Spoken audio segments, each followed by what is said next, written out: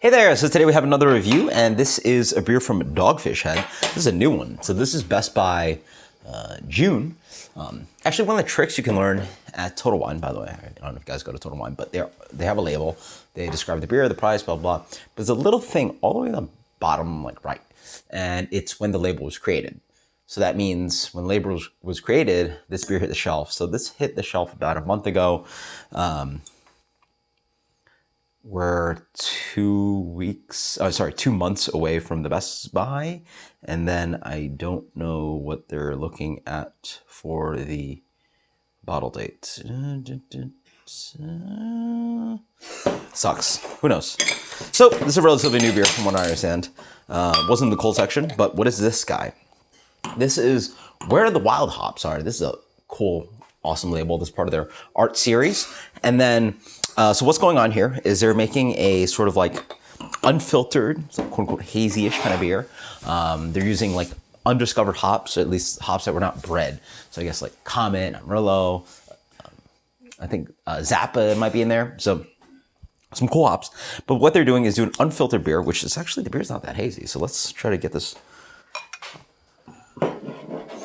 roused up to get a nice, yeah, I mean, at least when Sam Calagione poured it in the video, he's still in the videos, which is pretty cool. But yeah, there's like a light haze to it. So what they did was make a unfiltered IPA, and then they blended it with some mixed ferm beer.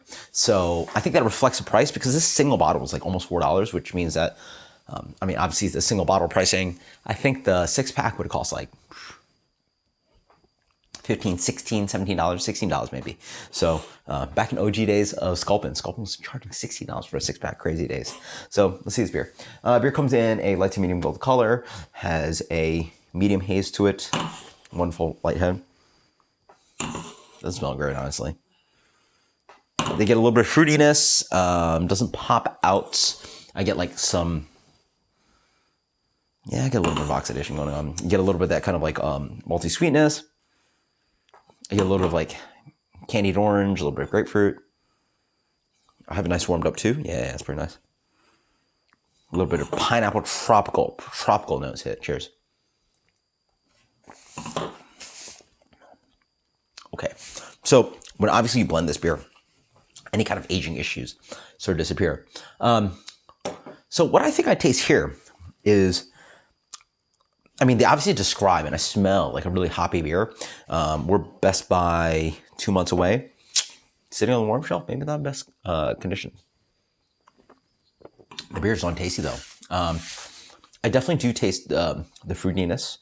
There's definitely this light kind of pineapple candy thing that comes in. The malts are very gentle. You get a little bit of light biscuity notes. Some kind of just like gentle breadiness. And the Brett thing comes in.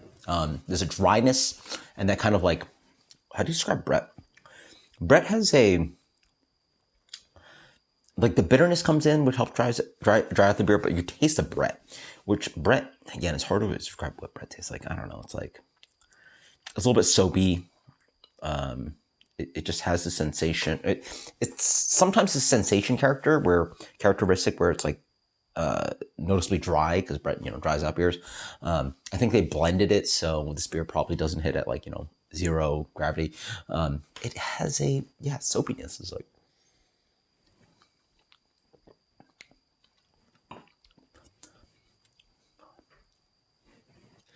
it's hard to describe. It has a Brett flavor to it. You guys, again, hope you guys know what Brett tastes like. So what is it? It's got a little bit of fruit character, very gentle malt, dryness, high drinkability. Yeah, it's good. But again, Best by June, seriously? We can sit this for 2 more months. I don't know about that, but again, I found this on the shelf a month after it hit the shelves, right? Yeah, because like it hit like March, and that's what the thing said. Like they print that label because they put it on the shelf and they have to have a label, show you the price, show you the name of the beer, blah, blah. And, man, just distribution, beer, geez. I mean, it's darn tasty. I will say that. I like the dryness and the, I mean, they're charging, I guess it makes sense they're charging this much because there's got to be a solid amount of that like mixed ferm beer that they're putting in this, because it doesn't just taste like standard boring old 2-3 month old. I mean, it's got to be older than 2-3 month old. Like, let's try to dissect this label. It says D 36211722711.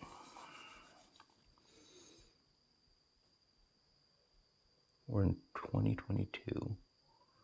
Makes no sense there. We're in 2022. Or is that a 4? 11721. Makes no sense. I definitely see a JUN 2022. So let's go that this was brewed somewhere around January. I mean, like, January made 2 months to get down here, and that's when they put it on the shelf. There's no way. 320. So this is D362. Was this made at the end of December? Possibly. 362 Julian date. Oh no, that's impossible. Sorry, it's 365. Oh yeah, 365 days in a year. Who knows? Dissecting it. It honestly tastes like a pretty light, like breaded beer. Like some like, it's not where the, this is an issue. This is a real issue. I'm a guy that does, reviews for guys. I try to study the beer. This is Dogfish Head, Where the Wild Hops Are. 6.5% IPA. No description here. It has the government warning, and then has like information here about collaboration with Boston Beer Company, blah, blah, blah. No other information. There's zero information. So people are going to buy this expecting IPA. This beer doesn't taste like an IPA at all to me. It's definitely hoppy, and I really like the pineapple hops on here, and I think that plays with Brett, because Brett does metabolize compounds into creating ethyl butyrate, which is a pineapple kind of like a ester, and it plays into that because the hops and that's why hops and Brett do play well. But I don't think anybody expecting Dogfish Head, 60-minute, 90-minute, the low-cal, the slightly mighty beer, 120, all these like traditional IPAs. They wouldn't expect a Brett beer. And this is clearly a Brett beer in my opinion. At least how they're selling it in this, like, Sam Calagione sold it as like, pineapple, blah, blah, like all this other stuff. This is a Brett beer.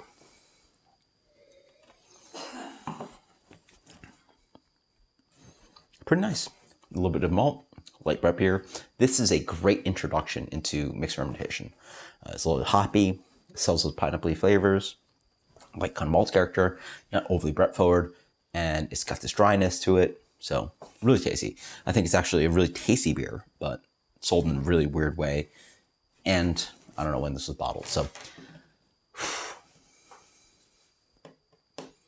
high drinkability, good impression, and good beer. So 87. 87, that is Where the Wild Hops Are. Actually, no, is it better than that? There's not enough bread out there. I like this guy. It's tasty. 89. 89, Where the Wild Hops Are. Let me know what you think. Definitely doesn't taste like what it's advertised to be, but it's pretty tasty. Until next time, guys. Cheers. Later.